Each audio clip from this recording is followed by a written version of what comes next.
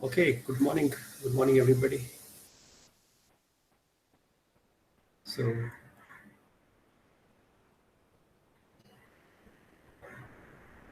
am I audible? Hello. Yes, sir, you're audible, sir. Okay. So let's just wait for a few minutes. There are not all the students are here. So let's just wait for a few minutes till everybody turns up. Meanwhile, let me just prepare my things.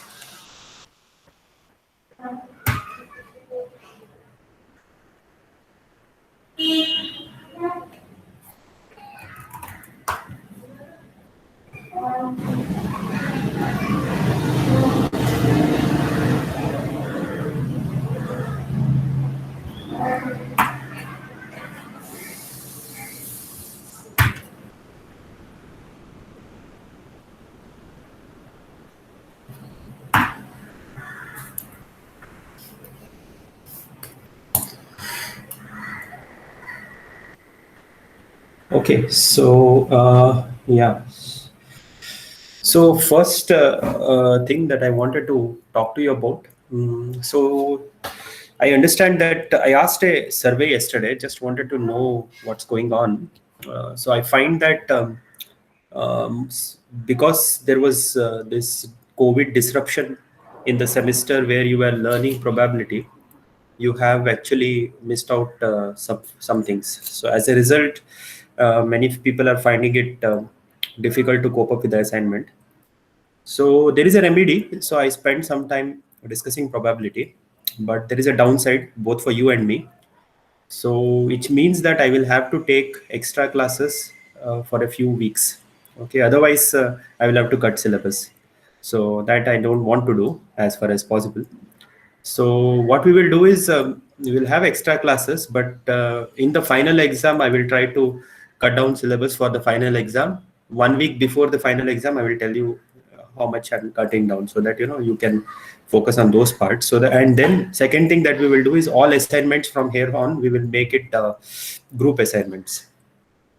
So this way we will cut down on your workload, but we do need to take special class. So because you need to learn these concepts. So I mean, you cannot if you are having your own company at some point, you cannot say there was COVID, so I don't know how to do this, right? So you have to be able to do your job well after you go out. So I hope this is all agreeable. Please let me know if you have any objections to this, because I see no other way. Anybody has any objections? So we do need to do this. So I will cut your workload, but we will still try to cover concepts, because this is an important field, you all know. So all of you, I'm sure, would have done this course or that course in machine learning, but you need to now, have a proper framework where all of these fit in, and then do some assignments and things like that. So yeah. Anyway, so I am thinking for the extra classes, when I do this, not everyone attendance will not be taken. So only thing that we will do is I will upload it in YouTube, and then those of you who will not be able to make it for that class should watch it on their own time. So my proposal is, uh, so let me just check what slot works for me once.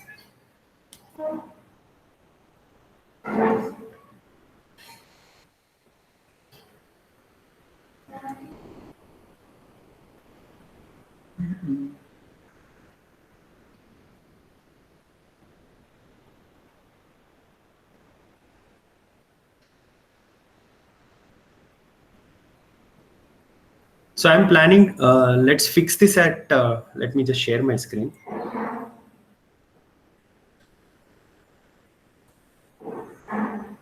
So I'm planning, so this, so special classes, Saturday, 10:30 to 11:30.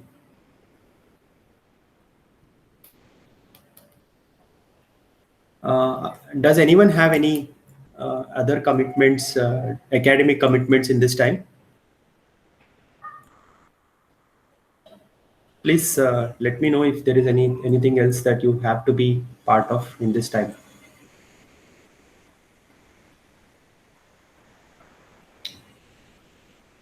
Siddharth, do you have anything in this time, Saturday? No, sir, we don't have anything in Yeah. time. Okay, so coming to this one, Shashwat, do you have anything going on in this time? No, sir. Okay, so I'm not saying you attend every single special class, but you have to watch the video later on. Okay, so see, we are spending time revising probability. I will do this class and perhaps even tomorrow's class, I will just explain this, but then we will need some time to catch up. We missed two initial classes also because of this registration issues. So I don't want to cut syllabus because we need 39, 40 solid classes on machine learning to finish what I want to do. Okay, so already this is a kind of a compressed semester. So I will, if your workload or anything is turning out to be more, we will cut syllabus at the end. Okay, but at least you will see all of these concepts. Okay, so that is the plan anyway. So going forward, if there are anything else happening, you ensure that you tell that this time you keep yourself free. All right. So coming back to yesterday's problem. So before I commence, so any questions from yesterday's discussion? Thus, whatever we discussed so far in yesterday's discussion. Question number 2 on central limit theorem, I will answer. But from 1 to 3a, is there any questions?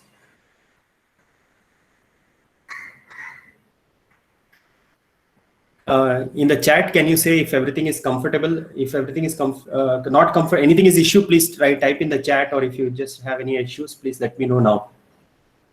Everything all right? Okay. All right. So yeah, thanks, Siddharth. Okay. All right. So now another thing is some of the PG students had a class at this time. So it turns out that that particular class PG students cannot take. That is what the faculty coordinator has told me. So if you are still planning to take, you will need to take special permissions. So the issue of clash of timings is not an issue anymore. Okay, so yeah, all right. So coming back to yesterday's problem, so we were trying to answer the part B question. Okay, so before that, let me just revise a little bit on normal distribution. Okay, so normal distribution, first of all, even before normal distribution, okay, let me use normal distribution to motivate what is meant by continuous random variable.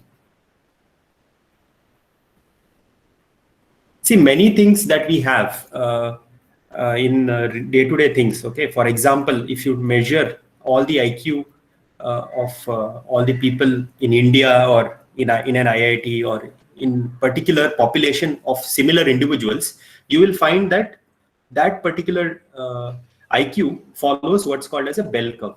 Okay, so like this, something like this. Okay, and the mean will be, I think, if I'm not mistaken, it's 110 or something.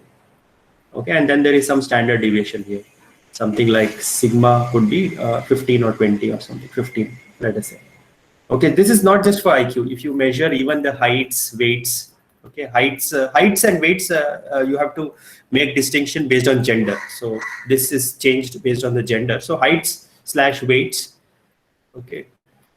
Then even your academic performance, right? If I look at your academic performance and if I plot your marks, that will also approximately look like this bell curve.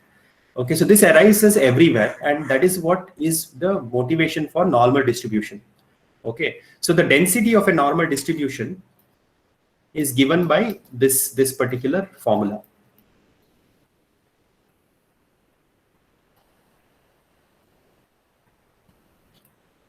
Okay, where mu, this is mu, it's a Greek alphabet.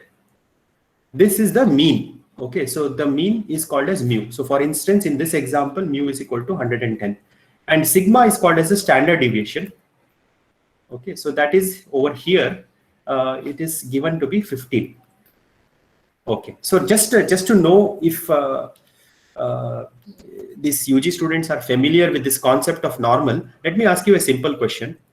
Given that you have this normal distribution with mean 110, and then I have 115 standard deviation, if I ask you, what is the probability that a randomly chosen individual lies in this interval between 110 plus 15, which is 125, and 95. So what I'm asking is, what is the probability that a certain individual, if you pick at random, what is the probability that it falls in this region? If I were to ask you, how would you approach this? So does anyone know? So basically what I'm asking is, suppose this is a distribution of the IQ in this class. And if I ask you, if I randomly pick an individual, what is the probability that, let's say the individual is Harish. What is the probability that Harish's IQ lies in 95 to 125? So what would you say? Anybody from UG class? Because PG students have seen this. So we can integrate the probability distribution function. Very good. So that is one way. So what you can do is you can integrate f of x. Okay, this is true for any density. So you can integrate from 95 to 125. So who was that person who answered just now? So Nitish. So okay, Nitish, do you know any other way using property of normal distribution? Can you say anything else?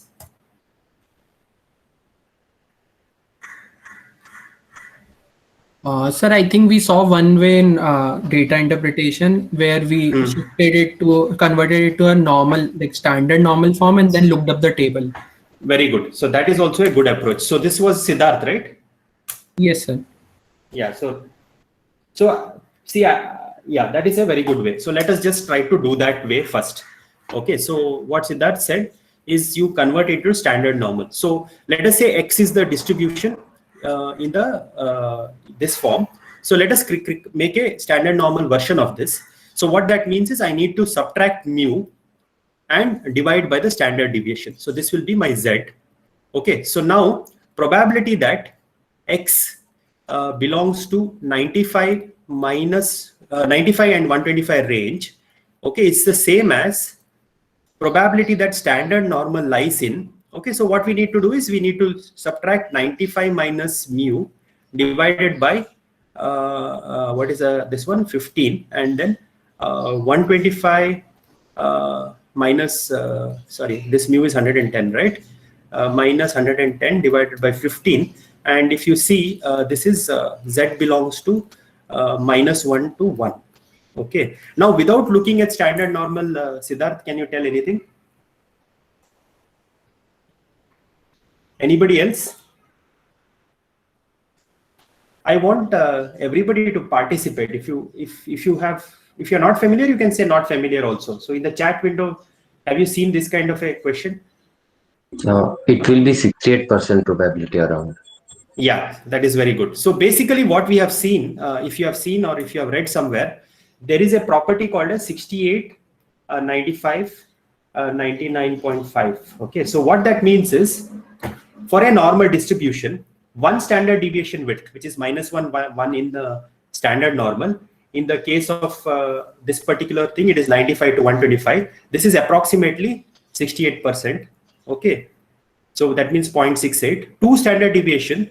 Okay, X belongs to mu minus 2 sigma and mu plus 2 sigma. That will be 95%. Okay, and the other one will be 99.5. Okay, this is a property. I mean, the normal distribution is a very special case, and it's a very nice distribution to have. So that is why it has all these good properties. Okay, so this number 2 sigma and 95% is very important in statistics. So someday we will come to what is called as p-value. So have you seen p-value? Anybody in your data interpretation class? Yes, no? No, sir, I think we haven't. Okay. All right. So anyway, we will see it at some point. All right. So now that we have done Sir, a recap I have a doubt in this. Yeah. Sir, Go this ahead. 6895 property, does it stand for only the standard one or for any normal distribution? Okay, good. So that holds for any normal distribution in general, and you can show it. If it holds for standard, it also holds for any, right? Because if you do x minus mu by sigma, okay. So let's yeah. Anyway, let me just say that it holds for everything. You can check the others. Okay. So yeah, it is. Okay, It sir. holds for everything. Yeah.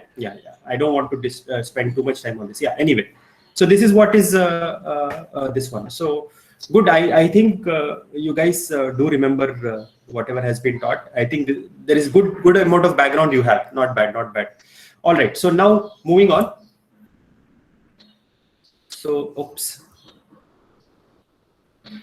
Let me not erase because okay. So next, coming to this, so we have to now answer this question and see what is 1067, how it is coming. So now recap of central limit theorem.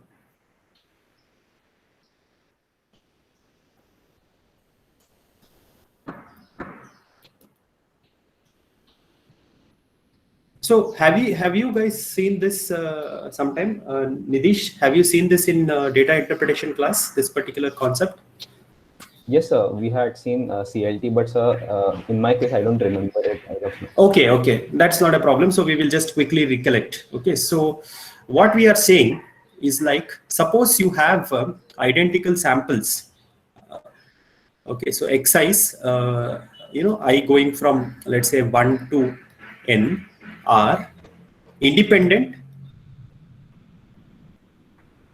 and identical samples.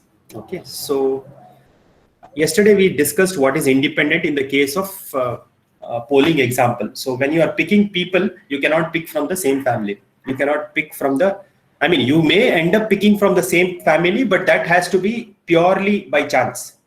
Okay, but you are not making an effort to pick from the same family. Okay, you are just doing a coin toss. Okay, so this is independent and identical. Identical means the distribution, underlying distribution is the same.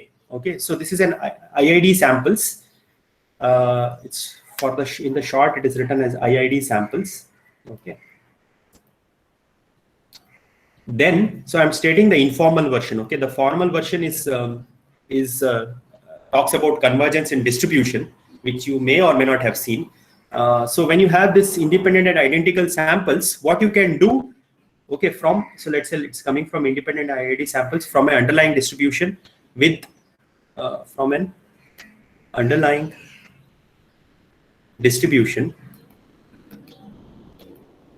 with mean, mu, and variance sigma squared. Suppose this is happening, then what we do is we have what is called as the sample mean. Okay, so sample mean is Sn given by 1 over n summation xi.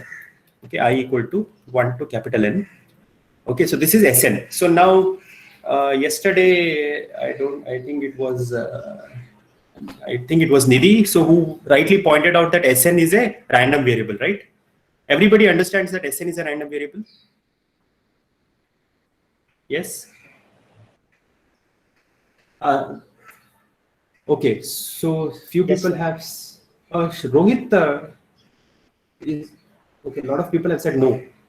What is this no for? I forgot. Sir, it was for p-value. Oh, okay. Yeah, fine. Thanks.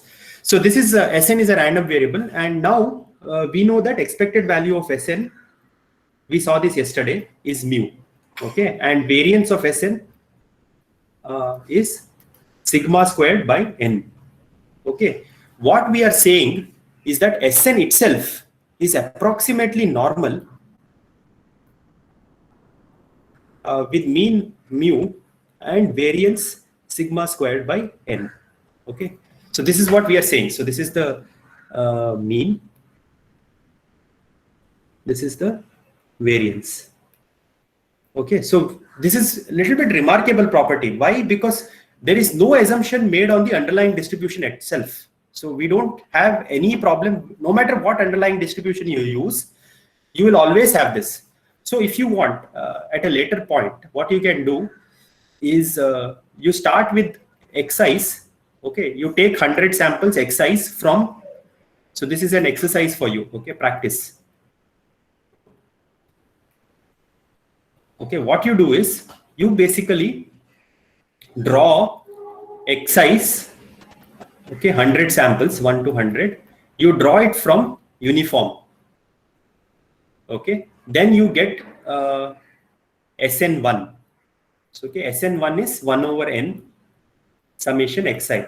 Okay, now you get, this is iteration 1. Iteration 1. Then in iteration 2, you get Sn is n equal to 100, right? So S100 2. So you draw another 100 samples from uniform, and again you do this S100 2. Okay, so like this you keep doing. So now if I draw the question to the class, if I draw the histogram of all these S's, okay, how does histogram look like? Histogram of what? So histogram of S100J, okay, J going from, let's say, 1 to 10,000. So how does this look like? Can someone tell me from based on this discussion? Sir, bell shape. Bell shape. Yes, you can try it out. Okay, you go ahead and you try this out. You will see this. So this is a really remarkable property. Okay, and this is very useful also. Much of our scientific method is based on this idea. Okay, so if you want to test the efficacy of a drug, so let us say we had this this Oxford Zenteca's magazine. This one is going on, right? They said 67%. Okay, so how do you say it's 67%? The efficacy of 67% after first dose. How do you think this is done? So what they do is they take the entire people in the trial. Okay, so they will take all the people who are participating in the trial. They will divide it into 2 groups. Okay, this is called as test, and the other group is called control. Okay, this is what they do. I mean, this is what they should do. It might be a variation of this, but anyway, there will be a test group, there will be a control group. For the test group, they will administer the true vaccine. Okay, and for the control group, they will give you an injection of saline. Okay, and then they won't tell, even the doctors will not know who is the person who is getting the actual vaccine. Okay, if this is done, this is called as a double blind test. Okay, the patient is blind in the sense that he doesn't know whether or not he received the vaccine. The doctor is blind because he doesn't know whether he has administered the actual vaccine or not. So the idea is whoever is receiving the vaccine should not feel like, okay, because there is a effect called as placebo effect. Okay, so this placebo, what it means is just because you are getting a vaccine, you feel very confident, you feel happy, and then that body actually responds that way. And you will actually fight off the disease even though you got a saline injection. Saline is basically like a salt and other salt plus some other what is that, electrolytes, something like this they will give. Okay, so true vaccine and this. So this is what they actually administer. And then what they will see is how many people amongst this got infected by COVID and how many people got infected by COVID in these groups. And suppose this was 90% people got infected here and this is like 13%. Then you take the difference and say, okay, it's 67%. And then it has to be such that there is enough separation between the two. Okay, so this is what is called as in statistics as hypothesis. So this is what they do to really use this. And here also the idea is again coming from central limit theorem. Okay, so anyway, so this is just an example for you. So now coming back to the problem at hand. So what we have here is you are basically doing mu n. Okay, so which is some 1 over n. Okay. Okay, it's called as mu a, whatever, 1 over n summation xi. Okay, so we know that expected value of mu a, all these things we know, it goes to actual mu a, and variance of mu a hat, this goes to 1 over n summation xi, I equal to 1 to n. This is the opinion of 100 people.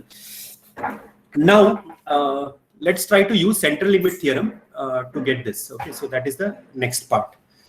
So let me again copy the question. So if there are any questions, meanwhile, please feel free to ask.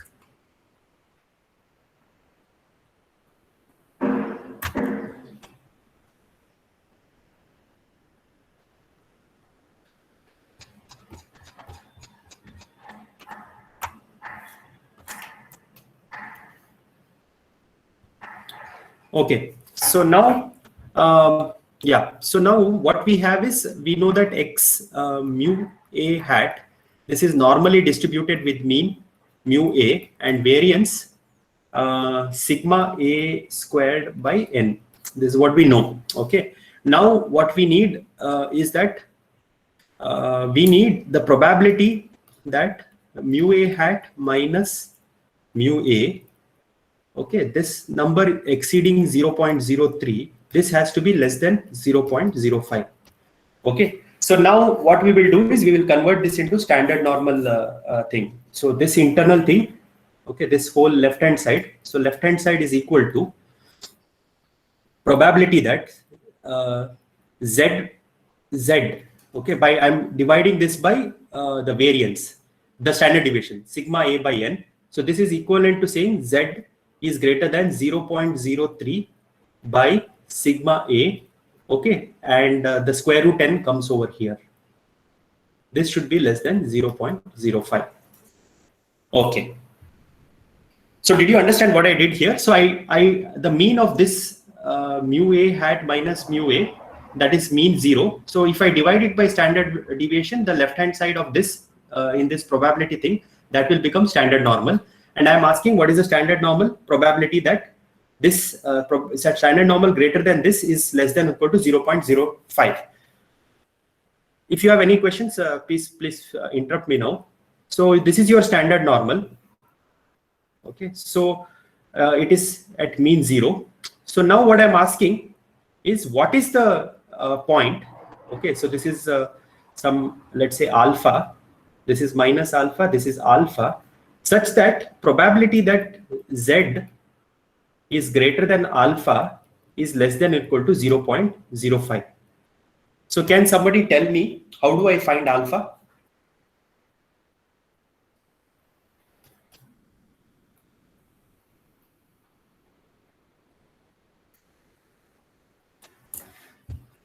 Sir, with the help of the table. Yes, so how do you use the table? Sir, from that table we can find the probability of it being greater than alpha, and then separately less than minus alpha, and then we can add both the probabilities. No, what is alpha? Alpha is the one which you are supposed to find, right? Yes, sir. So we want some alpha for which half of this 0.05 is the probability. Yes, very good.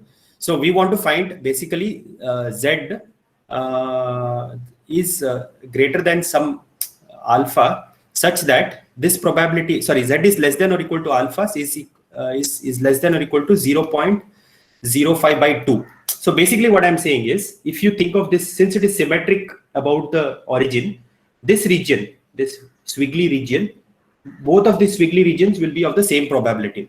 Okay, so this same alpha which is here is also the same alpha such that this happens. So this squiggly region probability has to be 0.025. Okay, so, and we need to look at what value of alpha is such that this happens. Okay, so that is what we need to do. So now let us look at standard normal and try to get this answer. So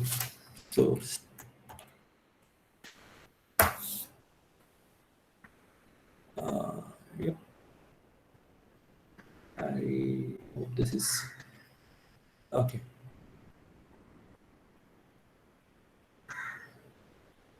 Okay, so we need to find out negative 0.025. Okay, so the probability has to be 0.025. So looking over here,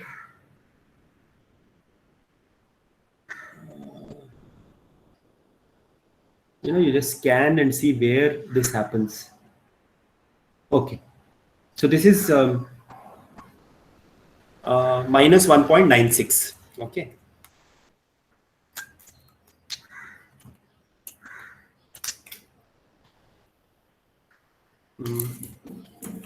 So alpha, okay, has to be greater than, if this has to be true, this implies that alpha has to be greater than, alpha has to be less than, correct, right? Because if it is less than minus 1.96, if it becomes minus 2, still it is okay. So alpha has to be less than minus 1.96. I don't know if I'm messing it up. Okay, so this is this. Okay, so minus so this is what it is. So basically, I need minus alpha to be less than 1.96, or alpha has to be greater than or equal to 1.96. Okay, now plugging in the value here, what do you get? So far, I think this is this point people may get confused. So can someone, can I ask people if things are clear now? So can you just type in your chat box if you understand the things so far? Please say yes if it is okay. See, everybody needs to respond, okay? Otherwise, I will not know what's going on. If you don't know, I will repeat. There is no harm. Okay, very good. All right. So now alpha has to be greater than 1.96, and alpha's value, we know that it is 0.03 by alpha A, sigma A times square root n has to be greater than 1.96, or n has to be greater than 1.96 squared into sigma A squared divided by 0.03 squared, or n has to be greater than, what I will do is I will take an upper bound for this, okay, which is 1 over 4. So this will be 1.96 squared into 0.25 squared divided by 0.03 squared. Okay, so can someone compute this and tell me what is the value of n? N has to be greater than or equal to what?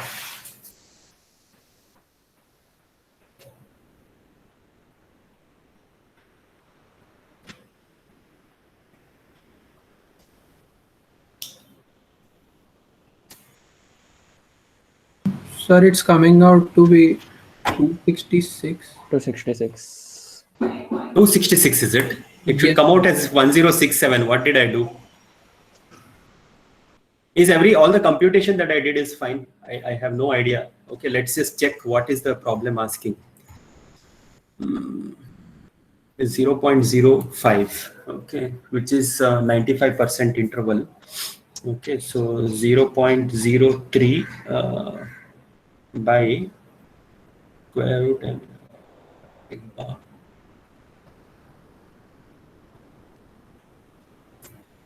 Okay, so this is less than this. So Z, probability that Z is less than minus alpha. This is correct. 1.96 square. This has to be 1.96. Shouldn't that be 0.025? Sorry? One on the right side, 0.025 square, I think. No. So this one, 0.025, right? Yeah, I did that. Let's see. I actually came over here and took 0.025. Is that what is asked?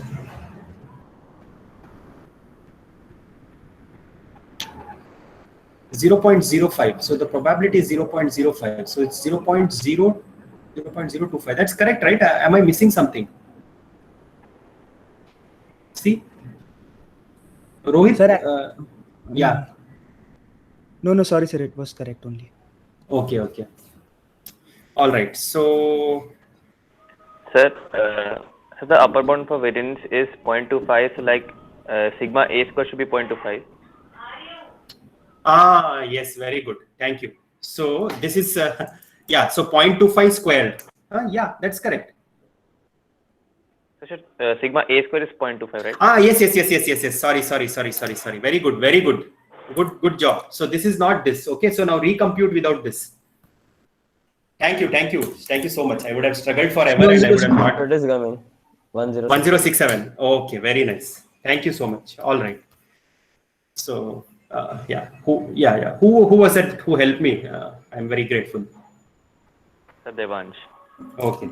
So all right. So this is nice. So now we have shown whatever I was not. I mean, this calculation I don't want to see.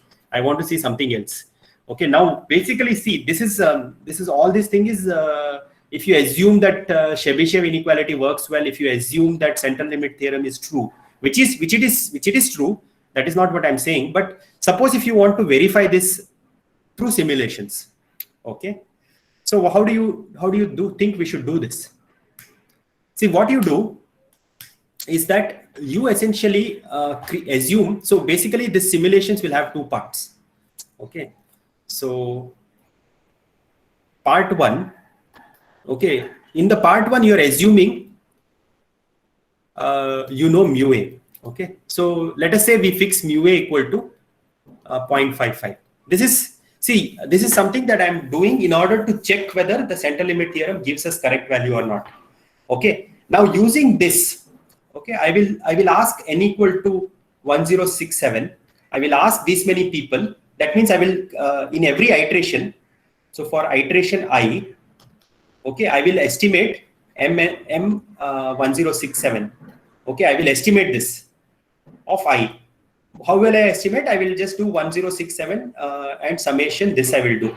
Okay, in iteration I will do this.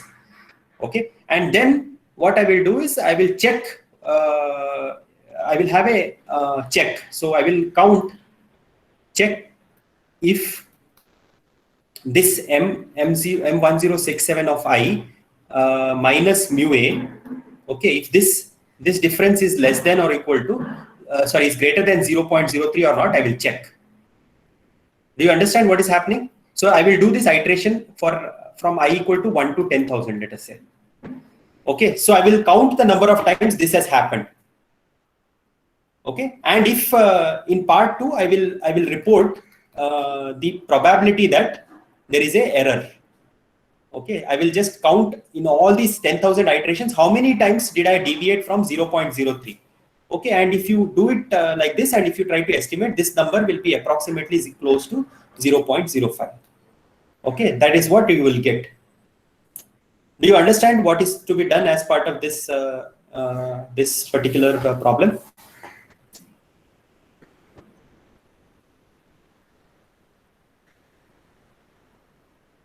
Okay, let me ask in the chat. So please tell me if this is clear. Yes, is it clear? Not clear?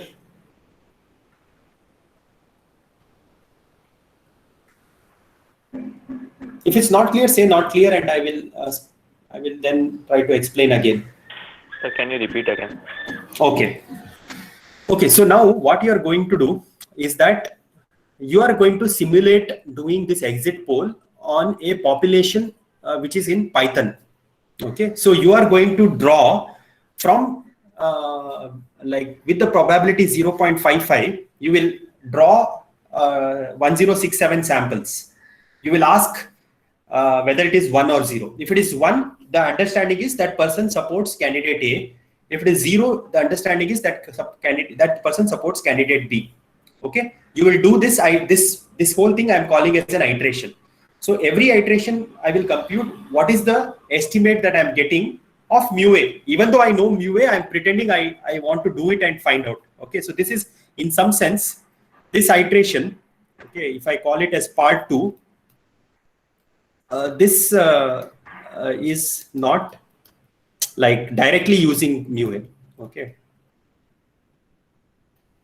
The samples it will draw, for that it uses mu A, but then it tries to make an estimate of its own. So this estimate it tries to compute of its own. Do you understand? Whoever asked me this, is this step clear? Yes, sir. And then I'm going to check whether my estimate. So this is an estimate, right? Asking 1067 is a choice that you have made. Does this estimate have an error more than 0.03. So the essentially what you're asking is, does M1067I, is it in the interval, does it belong to the interval 0.52 to 0.58? That's what you're asking. Okay, if it is lying in this interval, that's good. If it doesn't lie in an interval, there is an error. Okay, because that is what a design that I'm not happy with. So I will then repeat these iterations for many times. Okay, and I will get an error 0.05. Okay, now these iterations itself. Okay, let me write it in blue. So this whole thing, this whole exercise of computing P error, if you consider this as one iteration, okay, so and repeat this blue. So suppose if I repeat P error estimation, so from K, for K equal to 1 to another 1000, okay, and plot the histogram, what will I get? Anybody?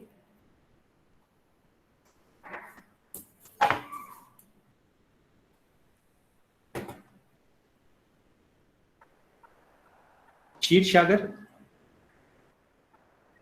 So again, like a normal distribution, we can say. Yes. Yeah, you will get again a normal distribution. Okay, these are all not very surprising. It is surprising if you have not appreciated this, or if you have not seen this before. But once I tell you the center limit theorem, it is not surprising. It will be, basically it will be having this, it will be centered along 0.05 and then appropriate width will be there. Okay, so these things you can try out. So this is the part that I'm asking in part B. Okay, so does anyone want me to explain anything again, or is everything okay so far?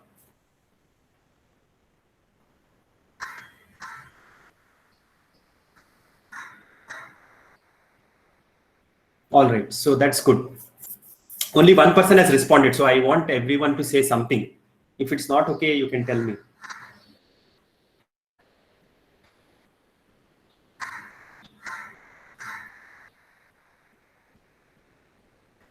All right, so this is an interesting application. Okay, so just because you are doing advanced machine learning algorithms, it doesn't mean that you should forget probability. Okay, probability has a lot of applications. If you apply it right, you can do a lot of things with it.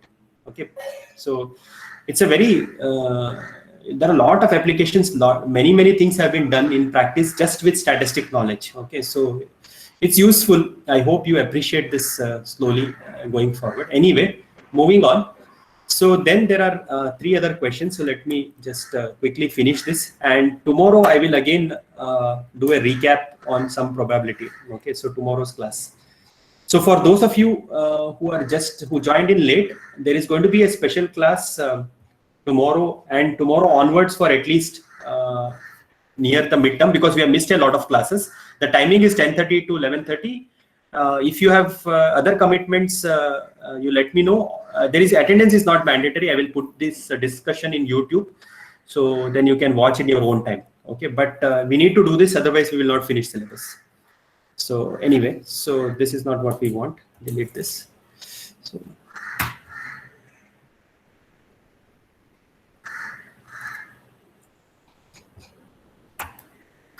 okay, so now coming to next question. So basically in this question, what I'm asking is you simulate 5 points uniformly along the circle of radius 1. Okay, so then what you need to do is you need to estimate if they lie in a semicircle or not. Okay, so and then you need to tell what's the probability of getting that. Okay, forget about this thing. Okay, this is a repeat. I had asked this question in the last semester also, so but that time I was giving them some programming code. Yeah, so this is why this is coming, so please ignore this. Okay, so now whatever stated, yeah. Okay, so now for question number 4, what you need to do is you need to have let's say this is what it looks in an iteration I. What you do is you basically pick 5 points. You draw from uniform 0 to 2 pi. Okay, you draw 5 points. So in this range 0 to 2 pi, you draw 5 points. Call it x1 to x5. You draw this 5 points. There is, so basically, essentially, it will just pick 5 points uniformly from this region. Okay, so now there are a number of ways in which all the 5 points can be in a semicircle. So if I draw this like this, okay, if I pick 5 points, what can happen? The 5 points can,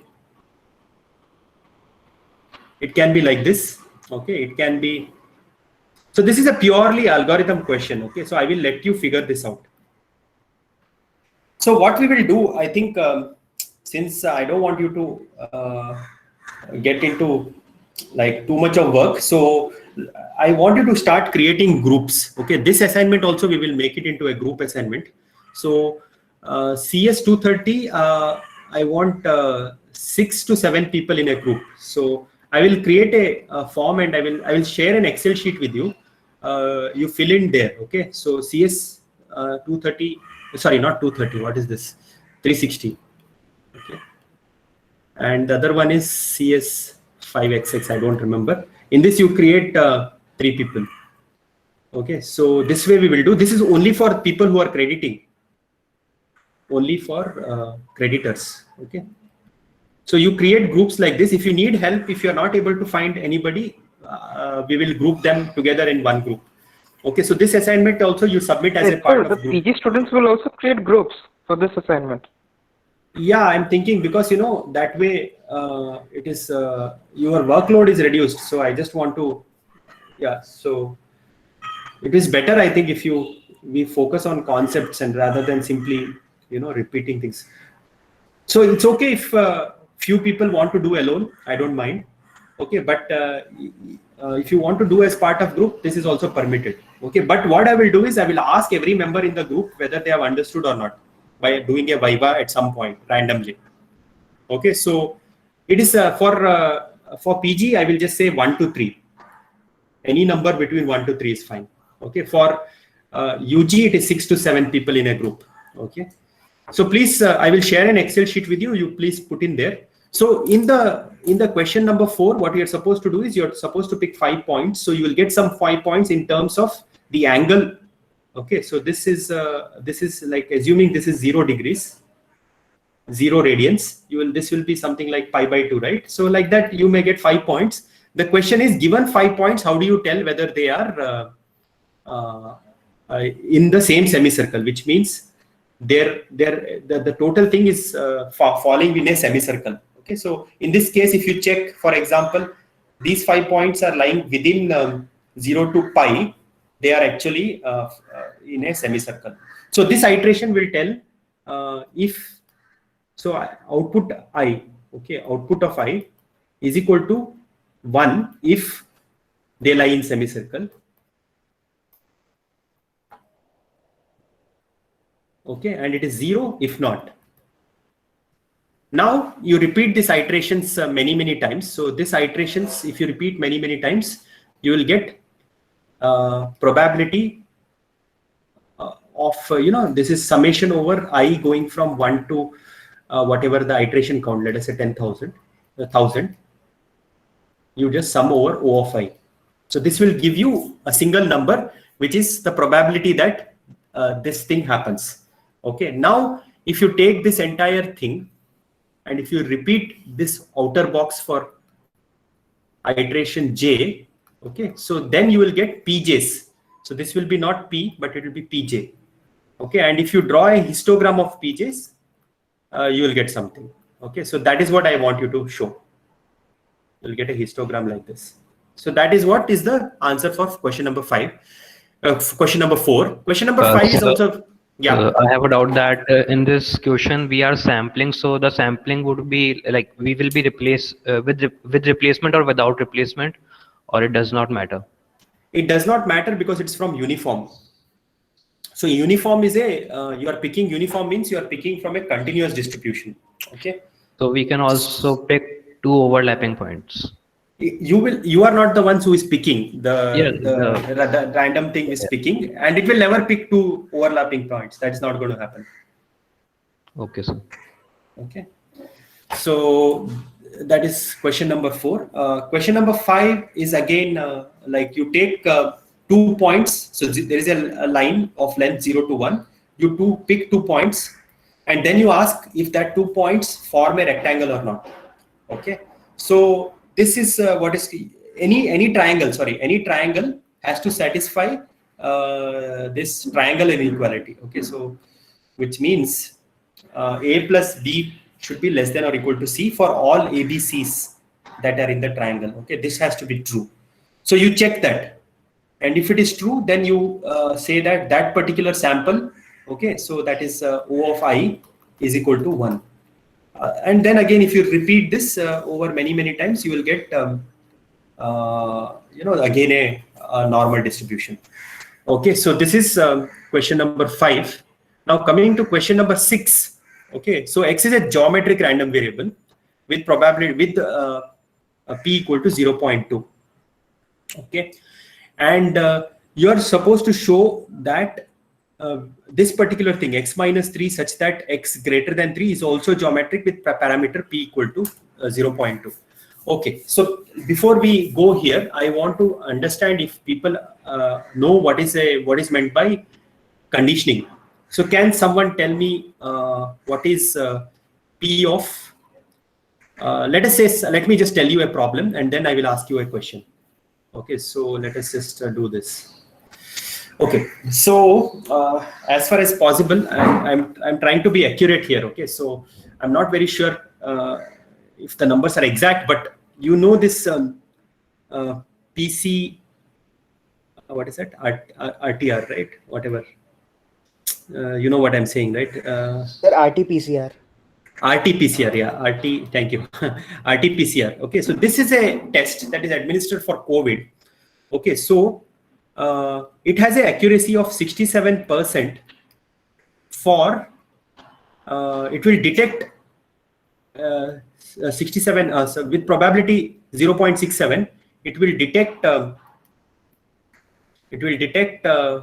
COVID positive patients. Okay, so what it means, COVID patients. Okay, let us say this. So this test will be positive with the probability 0.67. Okay, and with probability 1, okay, it will correctly indicate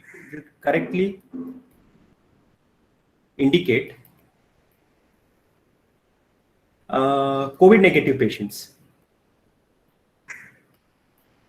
Okay, so this is for RT-PCR. Okay, now there is also for that, there is one more antigen test, RAT it's called. Rapid antigen test. Okay, this number here is close to, I think, 0.5. Okay, the other one is 0.95. So it will, so this you understand, right? This is the true positive. This is true positive rate. Okay, this is true negative rate. Does everybody understand what these parameters mean?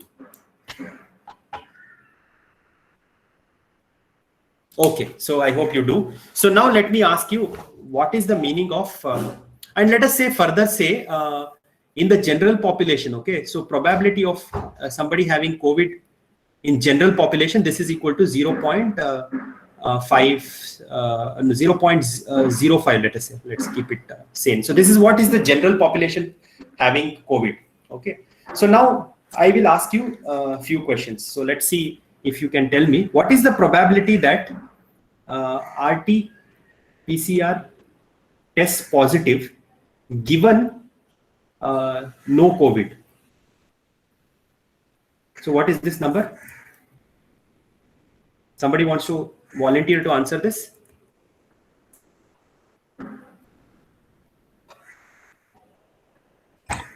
Zero.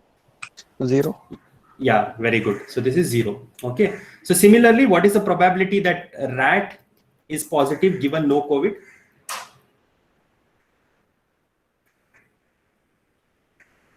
Sir, 0.05. Yeah. Okay. So this is, see, whenever you are doing a given, what you are doing is you are restricting your focus to a universe of only no COVID patients, okay, no COVID people. And then you are asking amongst these people, how many people are actually having COVID. So this is the reason. So what is the probability of, let me ask, RT-PCR negative given COVID? What is this?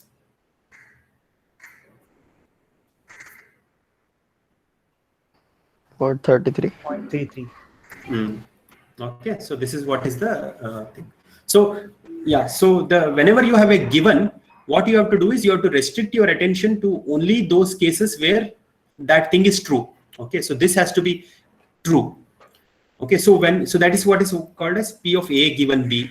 Okay, so something, even you can have conditioning on random variables also. This is a very important concept. So if you not familiar with this, please revise this. Okay, go through my lectures and things like that. Tomorrow I will try to explain some of these concepts, but you have to know these things. All right, so whenever you write given, please don't write like this. Okay, this is very bad. Okay, this is not how you are supposed to write this. Okay, if at all anything, if you want, you can write at least this. Okay, so now in order to do question number 6, what you need to do is you have to simulate several geometric random variables. So what is a geometric random variable? Have you learned geometric random variable? Yes, no? Okay. Yes, sir, I think we had, but most of us might not remember the definition. Okay. So basically, geometric random variable is you are going to do a coin toss. Okay, you are going to repeatedly do a coin toss till you get a head. That is what is a geometric random variable. So let me explain a little bit. So when you say geometric random variable with P, okay, let's just a minute. Okay, so I have to do something because I want to ensure that I take an attendance. Is there anybody here, TA? Yes, sir. I have taken attendance. Okay, thanks. All right. We will get that plugin working. After that, you don't have to worry. But yeah, okay. So geometric P. So what is this saying? So geometric random variable P. Basically, what you do is you repeat toss of a coin with bias P till you get head. Okay. Second, report the number obtained in one. Okay. So let us say if you have a coin with probability P equal to 0.2, what that means is the probability of getting a head is 0.2. You use this coin and you repeatedly toss it. So you may get a head. So if this X is that random variable, you may get a head in the first round itself, or you may get it in second, or you may get it in third, like this. Okay. So this is what X is, and the PMF of PX of I. Okay, if anyone wants to say what this is, PX of I, what's the probability of getting an I? I is 1, 2, 3, or so on. Does anyone remember this? So yeah. So first to the power I minus 1 into 0.2. Yeah. Into P. Okay, so this is what is the probability. Okay, so now this is a geometric random variable. So now in question number 6, what I'm asking you to do is like you do a coin toss. Sorry, you generate several samples of geometric. So you may have samples coming like 1, 2, 7, okay, 3, 5, and so on. Okay. Now what you do is you drop all the samples from this. You throw away everything. Okay. You throw away everything where X is greater than 3. So basically you do X given X is greater than 3. You only restrict your attention to that. So you will get 7, 5, and so on. Now what is X minus 3 given X is greater than 3? So that is going to be 7 minus 3. This is 4. This will be 2, and so on. Okay. Now using this, these many samples, you draw what is the PMF. Okay, draw the PMF. this 4, 2 and all, you draw a histogram for each of these points, you will get some shape. Okay. So this particular shape will resemble geometric random variable with probability p equal to 0.2 itself. Okay, so this is a property which is very important property called as memorylessness. Memorylessness property. Okay, so this is just go and see some of my lectures in this topic. So you will then see what is the meaning of this. Okay, so just check this out. So this is what is asked in question number 6. Okay, I have almost run out of time. So is there any questions or is everything clear so far? Yes, people? I will extend this particular assignment deadline for a few days so that you can make groups and you can submit. Okay. So any questions so far? Yes, everybody clear? The faster you respond, the faster we can end this class.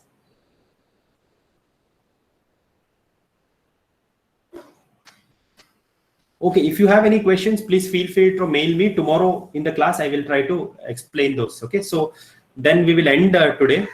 So we will continue tomorrow with probability discussions. Okay, thank you, everybody. Sir? Yeah. So the extra class tomorrow on Saturday, what time is it?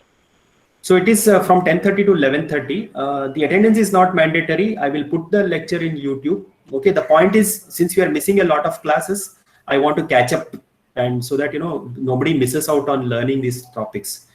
So yes, yeah, is it okay? All right. Yes, and for 10:30 to 11:30, and we'll be discussing like revising probability, or we'll be studying so tomorrow, machine learning.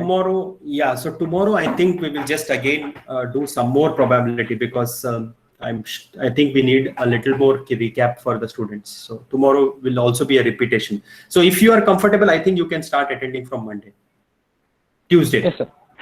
Yeah. Thank you, sir. Okay. Thank you, everybody. Bye bye.